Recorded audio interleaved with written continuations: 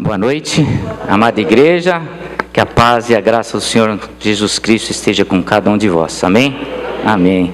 Uma grande alegria estar aqui a convite da igreja, conhecer a igreja, e é muito interessante, né? A minha primeira igreja que eu entrei, né, uma igreja evangélica, era extremamente parecida com essa, só que era presbiteriana, né? Naquela época eu não era nem evangélico, né? Não era crente ainda, não tinha aceitado Jesus, né? Mas eu frequentava aquela igreja lá na Brasilândia. Que interessante, né? Foi a primeira vez que eu ganhei a minha primeira Bíblia do pastor Eli, chamou pastor Eli, né? Lembro muito bem, né? E ela me lembra muito essa igreja, uma igreja abençoada. Nunca gostei do termo de primos, né? Irmãos, não são primos, são irmãos em Cristo, né? Um pouquinho diferente, mas são irmãos. Amém? Eu transcrevi aqui as mensagens, as passagens bíblicas, achei que vai ser projetado, mas falando um pouquinho, né, de mim, né, sou pastor há 9 anos, sou um pastor fazedor de tendas, trabalho no mundo corporativo também, né, e eu tenho alguns trabalhos que eu exerço fora da igreja, né, trabalho com deficientes físicos, né, pela igreja, ajudando a Igreja Batista Esperança, e também sou instrutor pela Johnny Friends, também como instrutor para fazer inclusão de deficientes físicos. Deficientes todos, né? Cadeirantes, síndrome de Down, autista, todos nas igrejas, né? Amém? Só um pouquinho de mim, se já conheceram a minha família também. Isso é graça, né? Graça sobre graça. Amém? Vamos orar? Abaixe suas frontes. Querido Senhor Deus e Pai, nós queremos te agradecer por esse momento. Usa esse teu humilde servo, pecador, Senhor meu Deus, para trazer a tua palavra, que eu, Senhor meu Deus, possa ser utilizado, Senhor meu Deus, para falar aquilo que o teu povo precisa ouvir, aquilo que eu já ouvi de ti, Senhor meu Pai, e que nós possamos a cada dia, Senhor meu Deus, fazer a tua vontade, fazer o teu querer, Senhor meu Deus, com tantas dificuldades que nós temos no dia a dia, Senhor meu Deus, que isso não possa ou não deva nos impedir, Senhor meu Pai, de servir a Ti, de proclamar o Teu reino, de dizer a todo canto, aonde nós entrarmos, Senhor meu Pai, que Jesus Cristo é o Senhor. Nós oramos e agradecemos no nome de Jesus. Amém. Queridos, o tema de hoje que eu quero trazer para os irmãos é um tema, assim, muito conhecido de todos. E o tema fala sobre sal e luz em tempos ou de pandemia, ou de dengue, ou de guerras, ou de destruição. Aonde você imaginar, nós devemos ser sal e luz. Vamos lá. Um ajudador.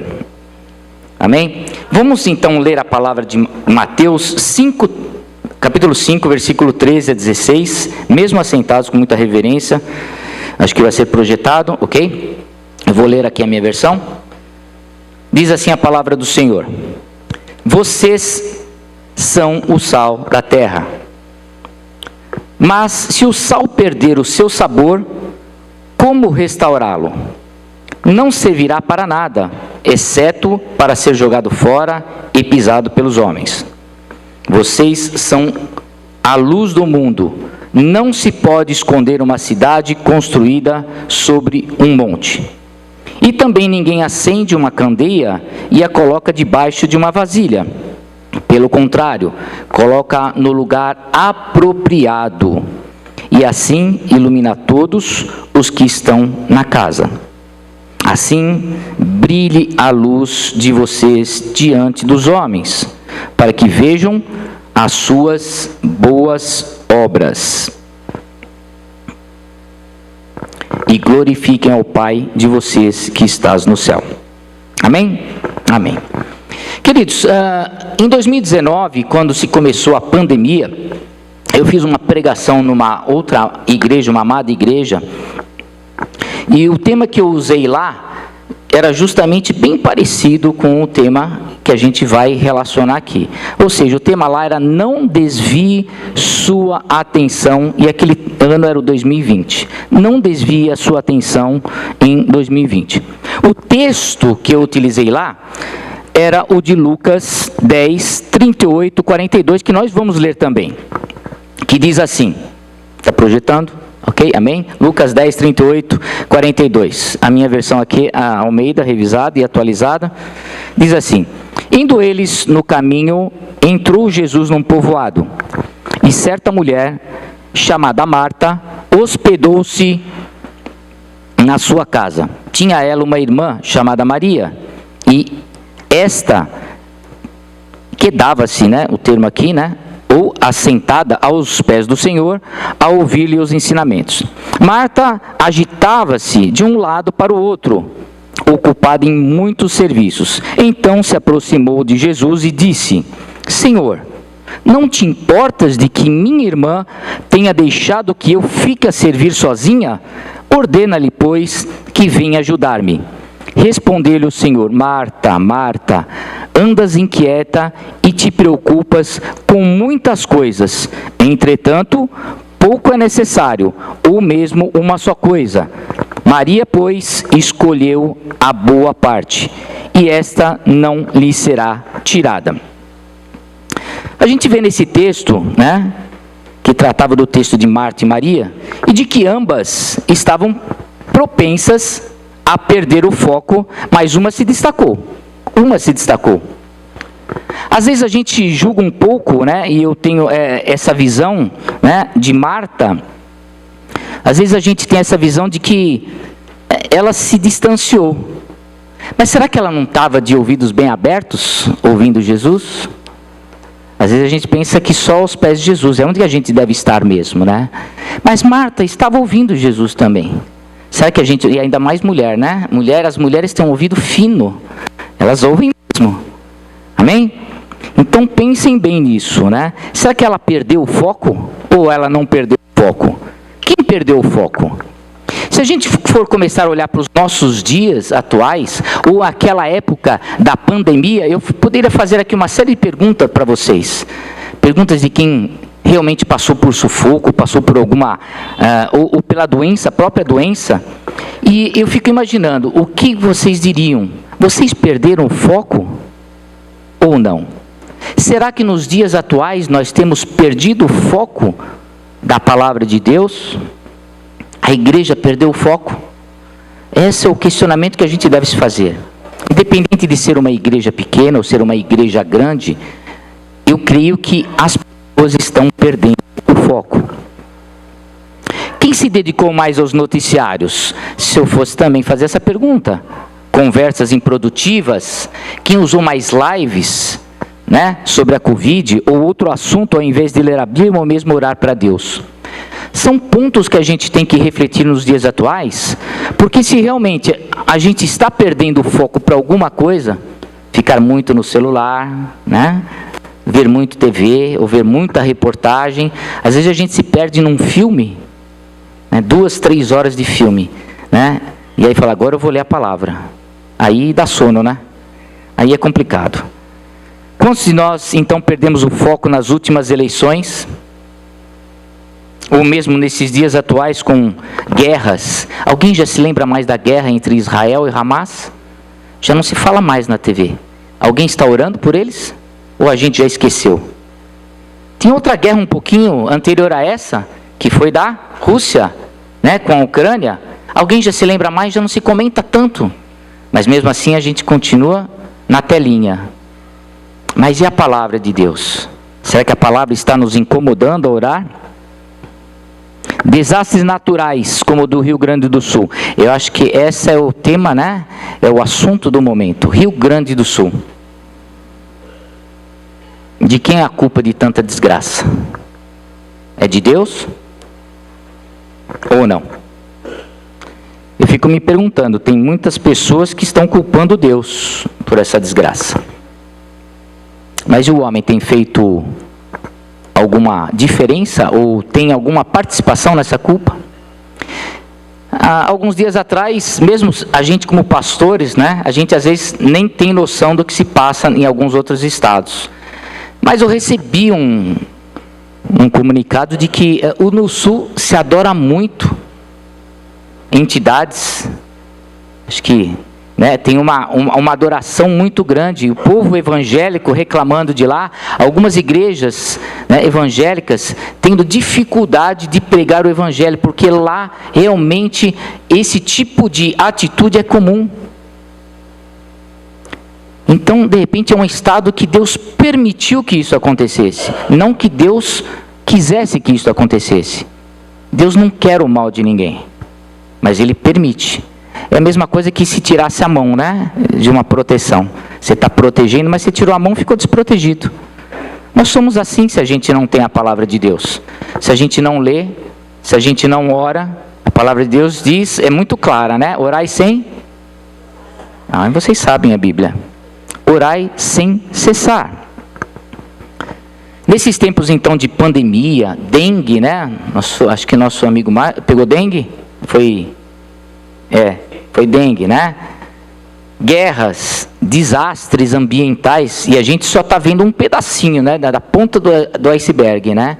É só um pedacinho, mas os outros países, África e tantos outros. O que é de original, né? De verdadeiro em nós, quando nós dizemos que nós somos sal da terra e luz do mundo. Eu tive a oportunidade de conhecer um pouquinho da igreja de vocês, né? Daqui do bairro, né? O pastor comentou alguma coisa, mas assim, o trabalho que vocês fazem aqui na região com jovens, isso é ser sal e luz. Isso é ser sal e luz. Levar a palavra, trabalhar a comunidade, isso é trabalhar para os propósitos verdadeiros de Deus. Eu gosto muito de uma frase de um amigo meu, eu tive a oportunidade de conhecê-lo há alguns anos, e acho que todos conhecem, o Mário Sérgio Cortella, e ele dizia uma frase assim: se você não existisse, que falta faria? Que falta faria se você não existisse? Se eu perguntasse para você hoje, se você não existisse mais, a partir de hoje, que falta faria? Faria alguma diferença?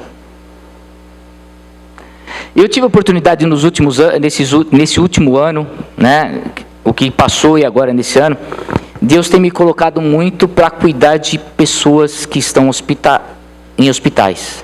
E muitas delas, depois de alguns anos de cuidados, faleceram. E faleceram jovens. A última agora foi um grande irmão, faleceu com 62 anos, né, já estava com câncer. Acompanhei a família durante 3 anos. E 62 anos é muito jovem ainda, com filhos adolescentes. A esposa também tinha câncer, foi operada. Graças ao bom Senhor está curada. Mas o pai se foi, Deus o levou. Já está nos braços do Senhor, ela é do Senhor.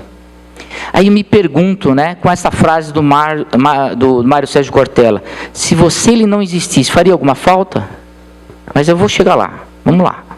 Nos tempos de Jesus, o sal tinha 2 utilidades essenciais, basicamente. Salgar os alimentos, acho que todos aqui salgam os alimentos, uns menos, né, geralmente para a pressão não subir, né, e como adubo para produzir fertilidade à terra. Eu descobri uma outra, né, que a gente talvez é mais atual, né, para quem mora nos países frios com gelo, se joga sal no gelo, vocês sabiam disso? Sabe para quê ou não? Para derreter o gelo, olha só, né? Para derreter o gelo. Então, olha só que utilidade o sal tem, né? Dentre as várias, mas essa é uma delas. Também nesse texto que a gente leu de Mateus, a luz tinha um sentido único, o de iluminar o caminho. Alguém já andou no escuro dentro de casa? Já bateu o dedinho do pé? Aquela dor insuportável, não? É muito comum isso, às vezes fala assim, eu não vou levantar, não vou acender a luz para atrapalhar a minha esposa, acordar a minha esposa, ou acordar os meus filhos.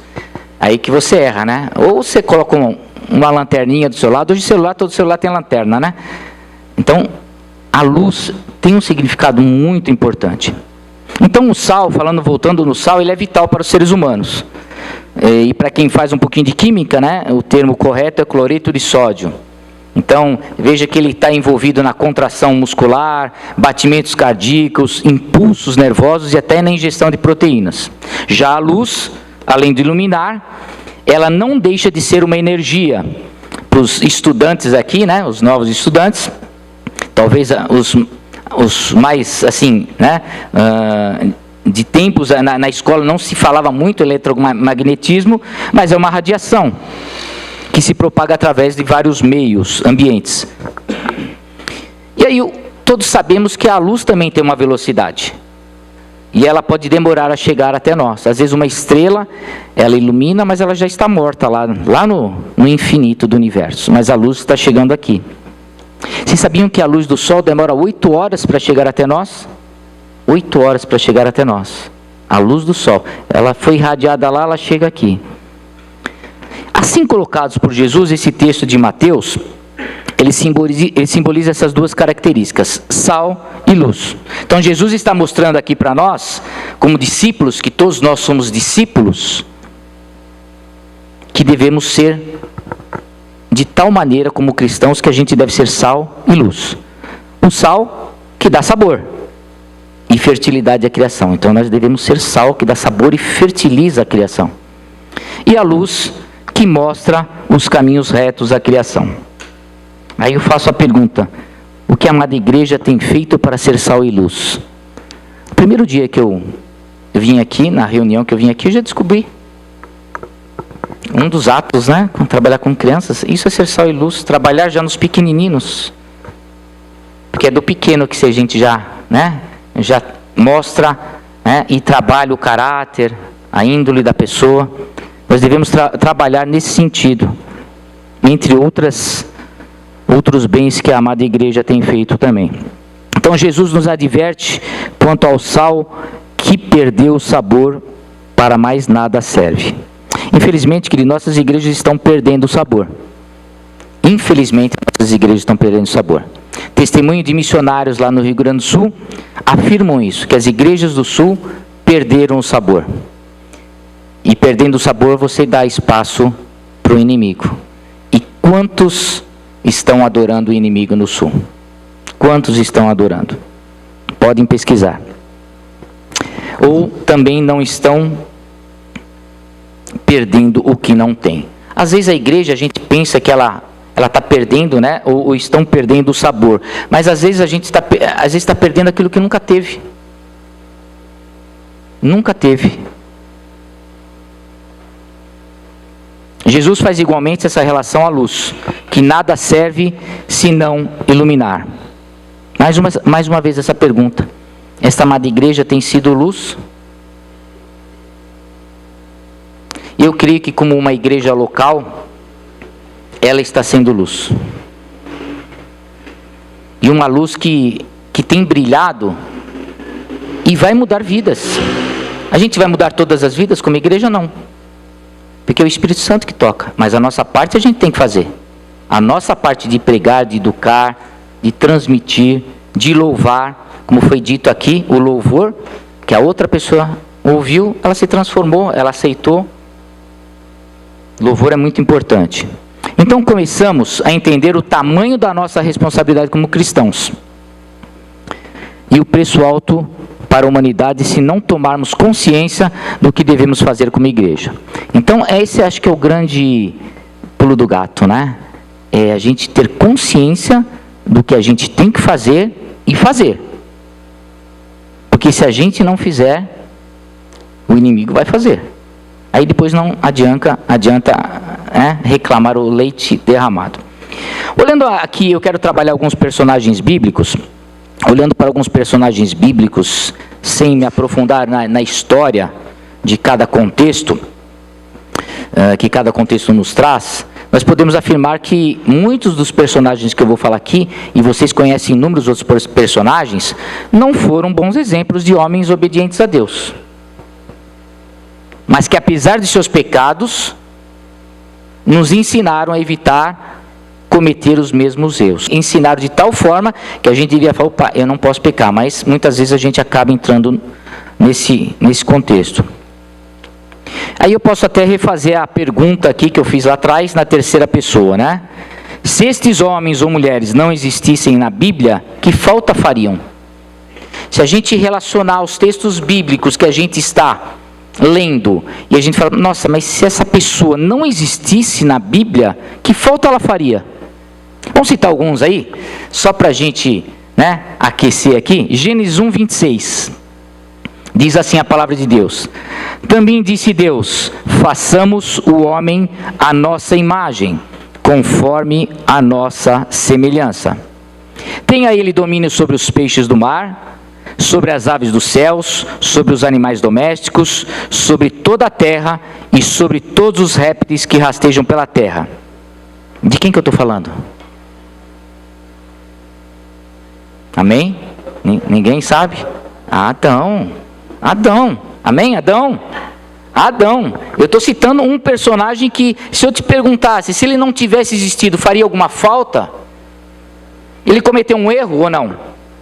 Ele cometeu um erro sem precedentes. Primeiro que ele não acompanhou a esposa. E o homem tem que acompanhar a esposa, porque ele é a cabeça do lar. O pecado que influenciou as nossas vidas, muitas vezes a gente culpa Eva, né? Mas nós crentes temos o mau hábito de culpar essa mulher. Assim como ele fez ao tentar se justificar para Deus. Vejam bem, Adão tem uma responsabilidade muito grande em relação a esse pecado. Muito grande. Uma outra afirmação do Mário Sérgio Cortella, que eu acho bastante pertinente nos dias atuais, e eu acho que vocês já escutaram, os ausentes nunca têm razão. Tem razão os ausentes? Vocês já foram em reunião de condomínio? Ou não foram e depois ficaram sabendo que aumentou o condomínio? Aí você não estava lá para votar contra. Ou alguma coisa que aconteceu em uma determinada reunião e você não foi. Ou uma reunião da igreja, uma decisão da igreja e você não veio. E aí aconteceu, aí você não pode falar, olha, reclamar. Aí é um mau hábito do ser humano, reclamar. Mas essa afirmação é muito forte, os ausentes nunca têm razão. Se você é ausente, você não expõe os seus anseios, as suas dúvidas, como é que a gente vai, né? Nesse caso aqui, Adão foi ausente, e muito ausente. Então as nossas decisões têm que ser baseadas quando a gente é presente. Uma igreja deve estar presente, aonde ela estiver plantada. E qualquer membro deve criar raízes na sua igreja. Se Adão estivesse ao lado de sua esposa Eva, então creio que não teriam pecado. Eu creio que não teriam pecado. A atitude então de Adão e Eva nos ensina a não fazer a vontade do homem, e sim a vontade de Deus. E muitas vezes a gente faz a nossa vontade. A gente quer fazer no braço. A gente já reparou que às vezes a gente quer dar uma ajudinha para Deus? Né? É muito interessante isso. Outro personagem bíblico está lá em Gênesis 12, versículo 2. Diz assim: de ti farei uma grande nação, e te abençoarei, e te engrandecerei o nome, se tu uma bênção. De quem ele está falando aqui? Abraão. Se tu uma bênção. Então vira para o lado aí e fala assim para a pessoa que está ao teu lado: se tu uma bênção. Se tu uma bênção. Não é bom falar assim para a pessoa que está ao teu lado? Não é bom falar para um filho: filho, se tu uma bênção. Nesse tempo de caos, a gente tem sido bênção nesse tempo de caos? Ou a gente tem reclamado? E não é só porque eu sou pastor que eu também não reclamo. Tem os meus pecados também. Todos nós pecamos. Abraão, Deus lhe deu uma promessa e dele sairiam as nações futuras. Vamos outro texto, 18:11, Gênesis 18:11. Abraão e Sara eram já velhos, avançados de idade, e a Sara já lhe havia cessado o costume das mulheres. Ou seja, sabemos que sua mulher Sara não podia ter filhos. Então Sara vai querer dar um jeitinho. Já de idade avançada, resolve dar quem? Dar uma ajudinha para Deus, dando sua escrava egípcia Agar para Abraão gerar filhos. Olha que interessante nesse texto, já logo de Gênesis, né? Tudo está em Gênesis, né? As primeiras mulheres, Eva e Sara, tiveram atitudes imprudentes. Mas tiveram porque não tiveram os homens que fizessem a função que deveriam fazer. Então não é culpa das mulheres. Não vamos apontar. Se eles tiverem sido fortes, falando: não, eu não vou ter filho eu vou ter filho com aquele que Deus me prometeu. A mesma coisa a Eva. Então Abraão tem um filho com Agar, certo? Todos conhecem. E lhe dá o nome de Ismael. Gênesis 16:4. né? Está lá em Gênesis 16:4, versículo 4. Ele a possuiu e ela concebeu. Vindo ela que havia concebido, foi a sua senhora por ela desprezada. E no versículo 11, que eu quero retratar aqui, diz assim: disse-lhe ainda o anjo do Senhor: concebeste e dará à luz um filho, a quem chamarás Ismael, porque o Senhor lhe acudiu na sua aflição. Então podemos deduzir que Ismael não foi o filho da promessa. A história nos mostra que ele foi o patriarca de quem? Dos árabes, inimigos de Israel até hoje. Veja que um erro, é claro que da mulher, porque o homem não fez o seu papel e o erro é dele também, porque ele é coautor do erro, geram futuros desastres. É por isso que a gente vê Israel tão perseguida hoje. Tão perseguida. Ismael é o patriarca dos árabes. Prosseguindo o texto de Gênesis, vemos que a promessa de Deus se realiza bem depois, com o filho de Sara, de nome Israel. Milagre de Deus, pois Sara já era idosa. Todos conhecem também essa parte. Desta falta de fé de Abraão, vemos a rivalidade dessas nações até hoje, pois não confiaram nas promessas de Deus. Nós confiamos nas promessas de Deus em tantos acontecimentos atuais? Será que a gente está vendo o que está acontecendo no Sul, no nosso estado mesmo? Será que a gente está crendo nas promessas ou a gente vai levando a vida? A gente está levando a vida? É isso que a gente tem que se questionar como igreja. Estamos levando a vida? Ah, não, mas se eu não falar de Deus, o outro vai falar. Eu tenho uma experiência porque eu trabalho no mundo corporativo. Então, como pastor fazedor de tendas, né? Além de pastor, eu trabalho no mundo corporativo. Até onde o Senhor assim o quiser. O que eu vejo muito no mundo corporativo, e talvez vocês vejam como professores na faculdade, nas escolas, ou nos seus trabalhos, é que o que impera lá é realmente a descrença, ou aquilo que a gente, né, a zombaria. Eu tive uma oportunidade essa semana, comentei com a minha esposa, trabalhando lá num departamento, e eu escutei existe uma senhora lá que ela mexe com a parte de ergonomia, né? Trabalha as pessoas, né? Já viram? Não tem nem aqui uma pessoa que trabalha com ergonomia, né? Não, você tem que sentar assim, assado. E ela estava justamente conversando com o engenheiro de segurança da empresa, né? Mas eu passei assim muito de relance, né? Porque estavam logo na entrada, né? E eu vi ela falar assim: nossa, aquele cara só fala de Jesus, só fala besteira. É claro que nas empresas a gente tem que seguir as regras, em qualquer lugar. A gente não tem que falar de política, de religião, mas o teu comportamento tem que falar de Jesus. E aquilo me deixou muito triste, ela está falando para aquela pessoa, daquela maneira, assim, esculachou o nome de Jesus. Eu poderia interferir, né? Não interferir porque não era o contexto, né? Mas se Deus me der a oportunidade, ela vai saber. Em outro momento, eu estou nessa empresa já faz 1 ano. Em outro momento, sabe aqueles momentos de empresa que tem happy hour? Já foram em happy hour aqui? Já foram? E aí, como é que é a sua atitude no happy hour? Né? Enquanto os outros estão bebendo, porque happy hour, empresa você vai ter que participar, não tem jeito. Jesus, ele entrava na casa dos pecadores e fazia diferença. Você tem que estar no meio dos pecadores e fazer a diferença. E eu lembro que naquele dia, né, logo no comecinho, que eu já estava lá, eu nem conhecia as pessoas direito, né? Sentei na mesa, 2 meninas, né, bebendo lá, e aí eu pedi um suco. E aí 4 pessoas conversando, e aí sai palavrão, né? Saiu palavrão entre eles lá. Aí aquele engenheiro, que é um gerente, ele olhou para mim assim: pastor, desculpa. Falei: cara, como é que ele sabe que eu sou pastor? Eu não falei nada para ele. Mas ele viu nas minhas redes sociais, deve ter pesquisado. Aí as meninas olharam assim para mim e falaram: pastor? Agora eles já sabem que eu sou pastor.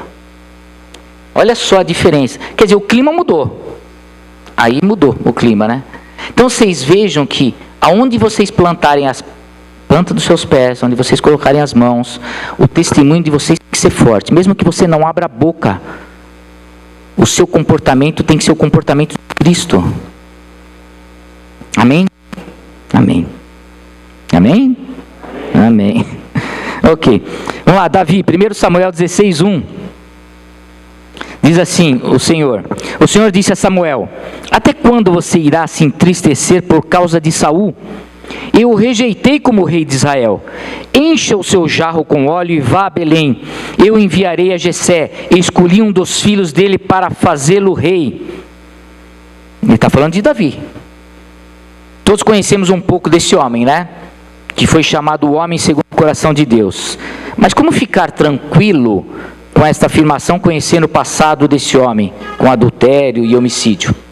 É perturbador para aqueles que não conhecem a Deus. Houve consequências para esse homem? Ele tinha o coração de Deus, mas ele pecou como qualquer um de nós pecou. Houve consequências drásticas à família de Davi. Incesto entre os filhos, está lá em 2 Samuel 13:1. Depois de algum tempo, aconteceu o seguinte: Absalão, filho de Davi, tinha uma irmã muito bonita, cujo nome era Tamar, por quem Amon, outro filho de Davi, se apaixonou. Houve também outro texto, lá de 2 Samuel 13:29, que diz assim: assim os homens de Absalão mataram Amon, obedecendo às suas ordens. Então todos os filhos do rei se levantaram, e montando cada um a sua mula, fugiram. Assassinato entre os irmãos. Davi correu o risco de perder todo o seu reinado. Vejam que pelos nossos pecados, a gente corre o risco de perder tudo. Tal homem, em seu contexto, nos remete a não cobiçarmos nada dos outros. Esse é o contexto de Davi. Não cobiçarmos nada dos outros. Não cometer adultério. Não matar. E às vezes a gente mata muito com a língua. Tomamos cuidado para não matar muito com a língua, né? A língua é um órgão que mata mais do que um revólver. E a gente tem que estar sempre disponível para Deus. Podemos citar tantos outros homens e mulheres que falharam, né? Se eu citar aqui, pode ser Salomão, Sansão, Jonas, Moisés, Pedro. Vocês, com certeza, se eu perguntar, vocês sabem, logo de bate-pronto, alguns deles que falharam. Mas esses homens também deixaram seus recados de Deus para nós. Se esses homens não existissem, que falta fariam?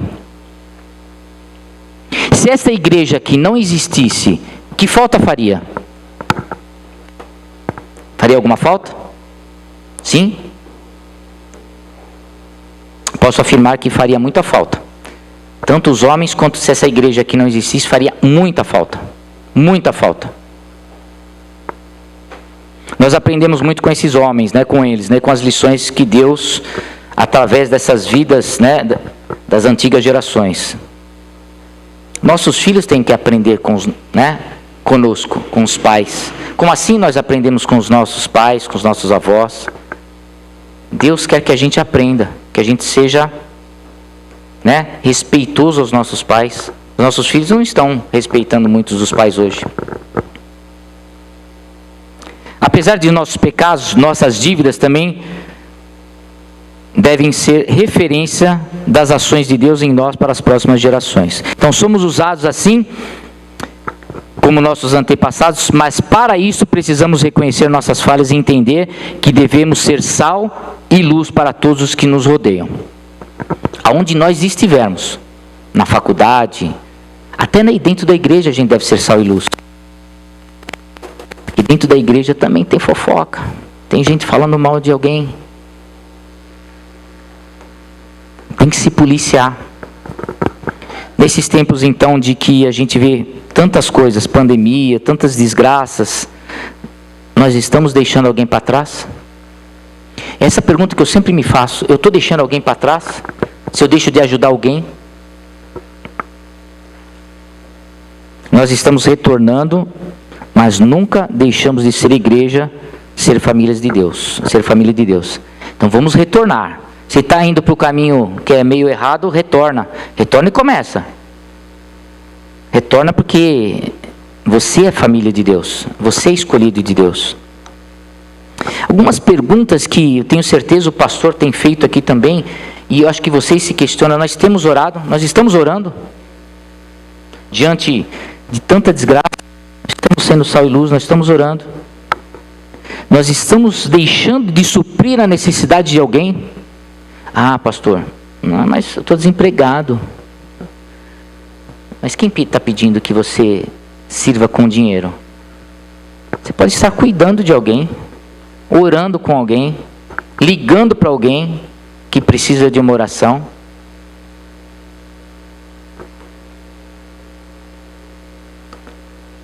Nós estamos deixando de pregar a palavra?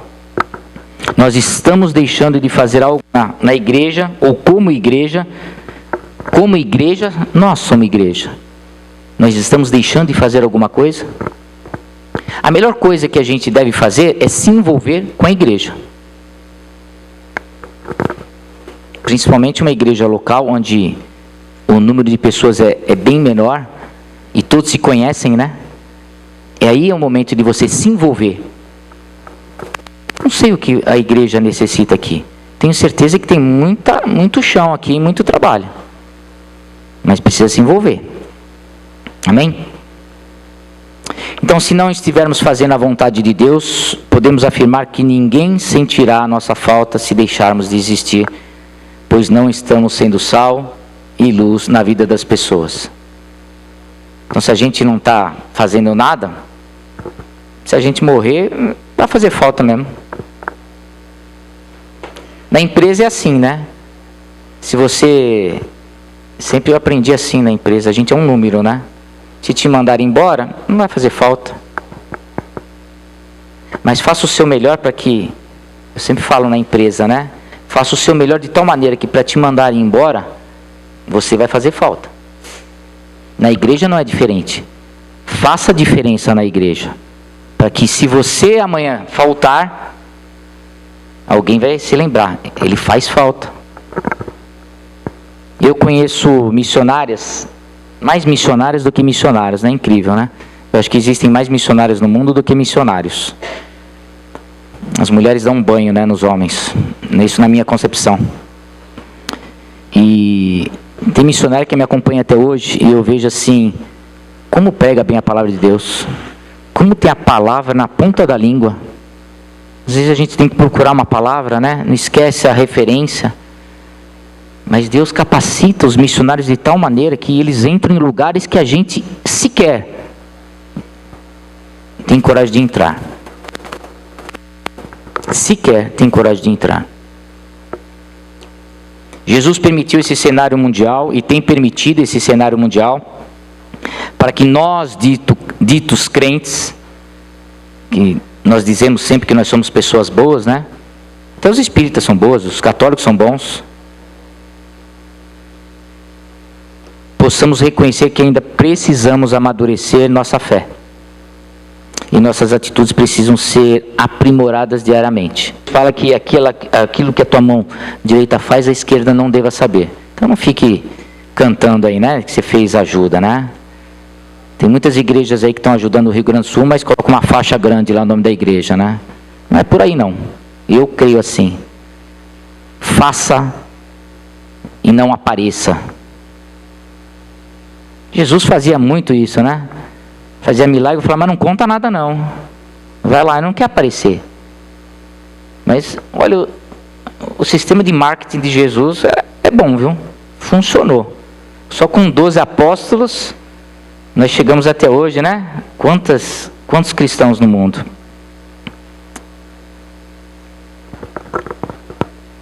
Eu tive conversando com a irmã, eu acho que essa amada igreja, ela começou as atividades em 1961, foi isso? 1961. Está até hoje, em pé, né? Mas só está em pé porque está sendo sal e luz. Mas nós precisamos individualmente ser sal e luz. Nós precisamos trazer mais pessoas para Jesus, mesmo que essas pessoas não sejam membros dessa igreja, mas que elas aceitem Jesus, porque Ele está voltando. Para o mundo é loucura, né? Falar que Jesus está voltando, né? Mas aquele que tem a fé verdadeira sabe que Ele está voltando. Amém?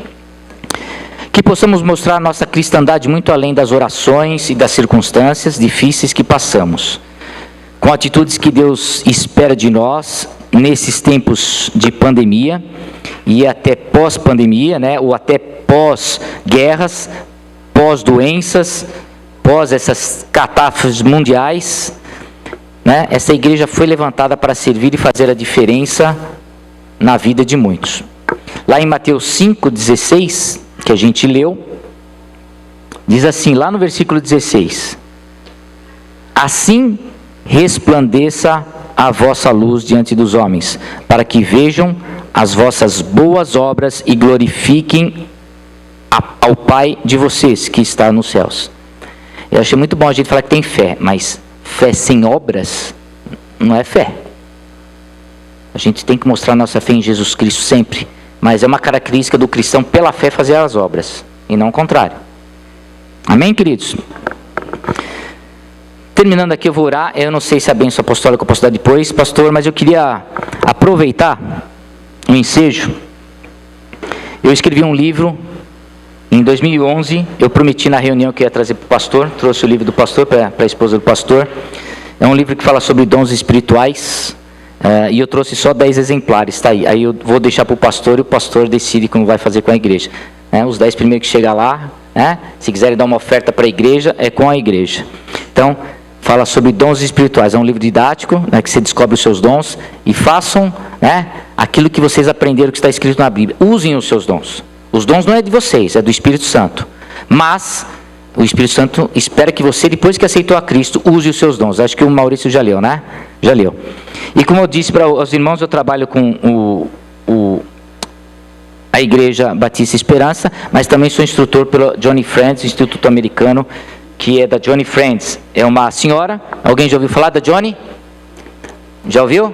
A Johnny, ela tem 73 anos, ela ficou tetraplégica aos 17, ao mergulhar lá no rio, lá nos Estados Unidos, quebrou o pescoço, e ela escreveu um livro. Eu trouxe 3 exemplares, vou deixar com o pastor também. É um livro que fala também de superação, inclusão, tá bom? Aí eu vou deixar com o pastor e ele toma essa decisão com vocês, amém? Vamos orar? Querido Senhor Deus e Pai, muito obrigado por estar aqui trazendo a Tua palavra, esta amada igreja que faz diferença onde ela está, Senhor meu Pai. Que muitas igrejas possam estar ao redor do mundo, Senhor meu Pai, ao redor do nosso Brasil, fazendo essa diferença, pregando o Evangelho, Senhor meu Deus, levando vidas a Cristo, Senhor meu Pai, trabalhando com crianças, Senhor meu Deus, para que essas crianças cresçam, Senhor meu Deus, no Senhor, se destaquem, Senhor meu Deus, tenham uma vida santa, Senhor meu Deus, e não só isso, Senhor meu Deus, que essas crianças levem para dentro dos seus lares e mostre aos seus pais, às suas mães, a verdade, Senhor meu Deus, que o Senhor tem mostrado a elas, Senhor meu Deus, através dos teus servos que trabalham aqui, Senhor meu Pai. Mais uma vez, obrigado pela oportunidade de trazer a Tua palavra a esta amada igreja, que ela continue sendo sal e luz onde ela está, que ela continue sendo abençoada, Senhor meu Deus, e tendo os recursos necessários para proclamar o Teu reino e a Tua glória, Senhor meu Pai.